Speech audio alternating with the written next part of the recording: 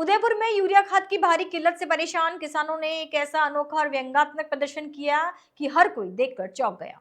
कृषि विभाग कार्यालय के बाहर किसानों ने गधों को माला पहनाई, उन्हें गुलाब जामुन खिलाकर मुंह मीठा करवाया और यूरिया खाद के बैग की तस्वीर को कुर्सी पर रख फूल माला चढ़ाकर शोक मनाया, मानो यूरिया अब इस दुनिया में नहीं रहा।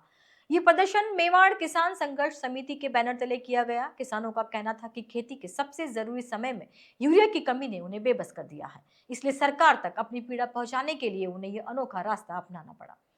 समिति के संयोजक विष्णु पटेल ने आरोप लगाया है कि सरकार द्वारा तय 277 रुपए प्रति बैग की जगह किसानों से 450 से 500 रुपए तक वसूले जा रहे हैं। उन्होंने कहा कि लाइसेंस प्राप्त गोदामों में जानबूझकर कम खाद बेची जा रही है और बाकी की कालाबाजारी हो रही है।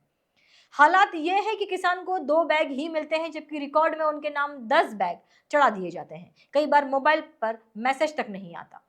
सह संयोजक मदन लाल डांगी ने कहा है कि अफसरों तक कमीशन पहुंच रहा है और किसान खून के आंसू पीने को मजबूर हैं। उन्होंने सवाल उठाया कि सरकार के पास फसल और कृषि भूमि का पूरा डेटा होने के बावजूद हर साल रबी खरीफ के समय यही संकट क्यों खड़ा हो जाता है।